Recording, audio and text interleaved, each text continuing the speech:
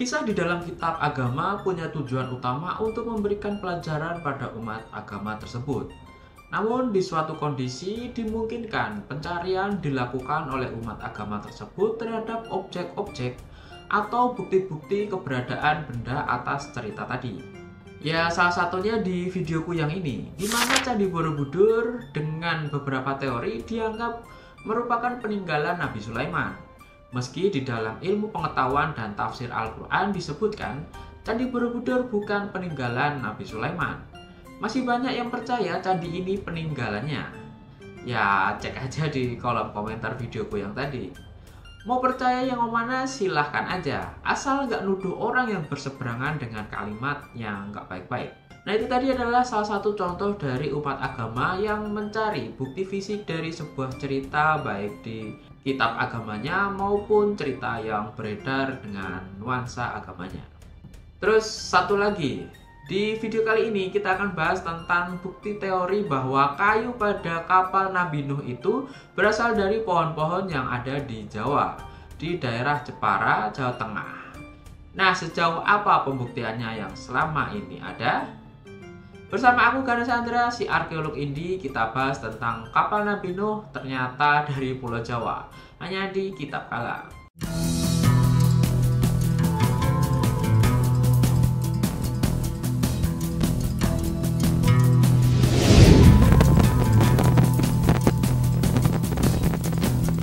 Jadi gini, sebelum kita klaim bahwa kayu kapal Nabi Nuh berasal dari pepohonan yang ada di Jepara atau Pulau Jawa, yang harus kita perhatikan adalah, benarkah kapal Nabi Nuh sudah benar-benar ditemukan? Kita akan bahas penemuan kapal Nabi Nuhnya dulu. Kalau sekiranya kamu masih yakin kalau penemuan ini adalah kapal Nabi Nuh, ya lain kali kita bahas lanjut tentang bahan kayunya. Nah, balakala, kisah Nabi Nuh dan Bahtera atau kapal besar yang menyelamatkan umat manusia dari banjir besar adalah salah satu cerita paling terkenal dalam tradisi agama dunia. Ini tidak hanya diceritakan dalam kitab agama Islam aja, tapi juga di agama lain. Diceritakan di masa sekarang di Bukit Ararat yang terletak di wilayah Turki, sering dikaitkan dengan lokasi pendaratan kapal Nabi Nuh tersebut. Namun, klaim tentang penemuan kapal Nabi Nuh di Bukit Ararat seringkali menjadi bahan perdebatan yang intens antara para ilmuwan, arkeolog, dan komunitas religius. Salah satu klaim terbesar datang dari sekelompok peneliti yang mengaku telah menemukan sisa kapal di kawasan tersebut. Penemuan di Bukit Ararat yang terkait dengan kapal Nabi Nuh pertama kali dilaporkan pada tahun 1950-an oleh sejumlah individu, termasuk Angkatan Udara Turki. Dalam foto udara yang diambil oleh Ilhan Durupinar, seorang kapten militer Turki, terlihat sebuah formasi besar yang menyerupai bentuk kapal. Lokasi ini kemudian dikenal sebagai situs Durupinar yang terletak di kaki Gunung Ararat. Dia menyatakan melihat bentuk aneh di lereng gunung saat menganalisis foto udara wilayah tersebut. Formasi itu memiliki panjang sekitar 150 meter, ukuran yang mendekati deskripsi panjang Bahtera Nabi Nuh dalam teks-teks religius. Temuan ini dilaporkan dalam jurnal militer dan mendapat perhatian internasional.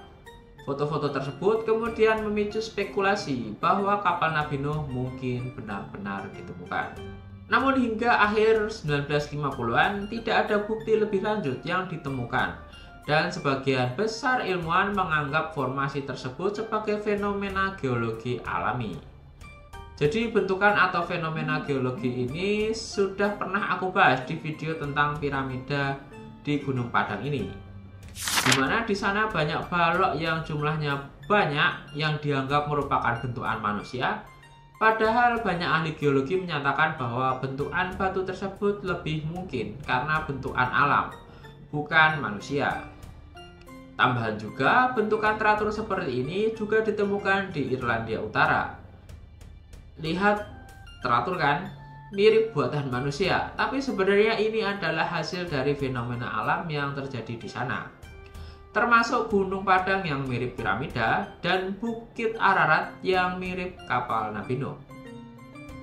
Tapi nggak apa-apa, mari kita bahas lebih lanjut.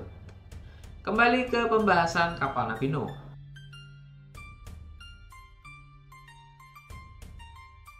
Pada tahun 2010, Noah Ark Ministries International atau disingkat NAMI, sebuah kelompok peneliti dari Hong Kong mengklaim telah menemukan sisa-sisa bahtera di Bukit Ararat.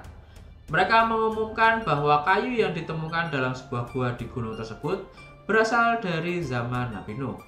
Mereka menyebutkan bahwa kayu itu ditemukan di ketinggian sekitar 4.000 meter di atas permukaan laut. Berdasarkan pengujian karbon yang mereka klaim telah dilakukan, kayu tersebut berusia 4.800 tahun, mendekati perkiraan waktu banjir besar dalam beberapa tradisi keagamaan. Kelompok ini juga menunjukkan foto-foto ruangan kayu yang diyakini sebagai bagian dari bahtera Nuh. NAMI mengadakan konferensi pers besar-besaran untuk mengumumkan penemuan mereka, yang segera menarik perhatian global. Klaim ini memicu perdebatan sengit di antara para ahli dan masyarakat umum. Setelah klaim NAMI, sejumlah ahli melakukan investigasi lebih lanjut untuk memeriksa validitas temuan tersebut.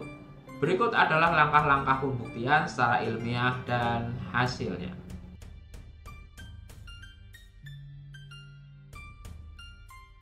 Jadi NAMI mengklaim telah melakukan uji karbon untuk menentukan usia kayu. Namun laporan resmi dari laboratorium yang melakukan uji tersebut tidak pernah dipublikasikan secara transparan, di mana publisitas atas hasil penelitian wajib dilakukan oleh para akademisi sebagai tanggung jawab kepada masyarakat, maupun kepada mereka terutama yang telah memberikan dana untuk penelitian. Lalu beberapa ahli independen meragukan hasil ini karena pengambilan sampel dilakukan tanpa pengawasan ilmiah yang memadai. Ya, dicurigai penelitiannya benar dilakukan oleh lembaga penelitian, tapi sampel yang diuji diragukan keaslian dan keabsolutannya sebagai data primer penelitian. Foto-foto yang dirilis menunjukkan struktur yang terlihat seperti buatan manusia, tetapi para ahli geologi menyatakan bahwa formasi serupa dapat terjadi secara alami di lingkungan beku, seperti di Bukit Ararat. Kemudian banyak arkeolog dan ahli geologi juga meragukan klaim NAMI. Berikut adalah beberapa alasan utamanya. Oke, sebelum lanjut videonya, tolong subscribe YouTube Kitab Kala untuk yang belum subscribe, dan tolong like video ini buat yang sudah subscribe. Sip, mari lanjut videonya. Yang pertama, ketiadaan bukti kontekstual. Seperti tidak adanya artefak lain, misal paku, tali, atau alat yang ditemukan bersama kayu tersebut untuk mendukung klaim bahwa itu adalah bagian dari kapal. 2. Geologi Bukit Ararat. Bukit Ararat adalah gunung vulkanik aktif. Kondisi geologinya tidak mendukung keberadaan struktur kayu yang bertahan selama ribuan tahun, karena abu vulkanik bersifat destruktif terhadap struktur kayu. 3. Penanggalan yang meragukan. Banyak ahli percaya bahwa usia kayu yang diklaim oleh NAMI kemungkinan besar dari bahan yang lebih modern atau terkontaminasi. Artinya kayu yang diakui menjadi sampel penelitian oleh NAMI bisa saja adalah kayu dari lokasi lain di Bukit Ararat. 4. Peran kelompok misionaris.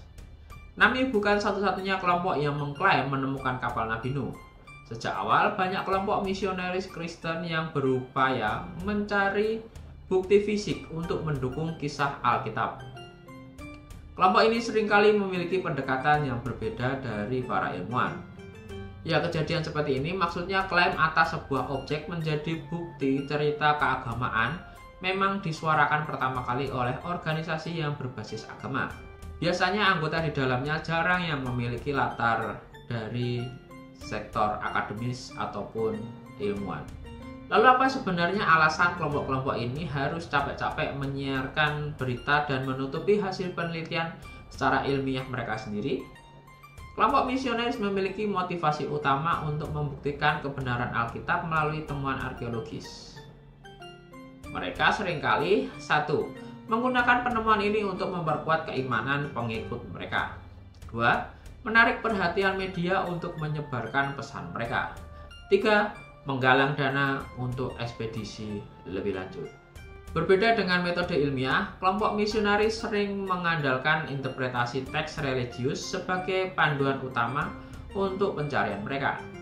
Pendekatan ini seringkali mengabaikan prinsip-prinsip arkeologi modern seperti stratigrafi dan analisis kontekstual, dan cenderung menjadi bias dan memunculkan istilah baru bernama pseudo-arkeologi atau pseudo-history, yakni aliran analisis arkeologi yang tidak berbasis pada analisis ilmiah, tetapi analisis yang bersifat subjektif dan tidak bisa dipertanggungjawabkan. Lalu kelompok misionaris sering dikritik karena 1. Kurangnya transparansi. Mereka jarang mempublikasikan temuan mereka dalam jurnal ilmiah yang dapat ditinjau oleh rekan sejawat. Yang 2, sensasionalisme. Klaim mereka seringkali terlalu dilebih-lebihkan untuk menjadi perhatian publik. 3. Ketergantungan pada media.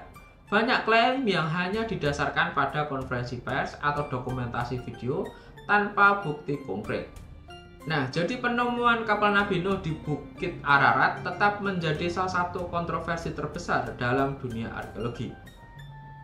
Meskipun kisah ini menarik dan memiliki nilai budaya yang besar, bukti ilmiah yang mendukung klaim tersebut sangat lemah.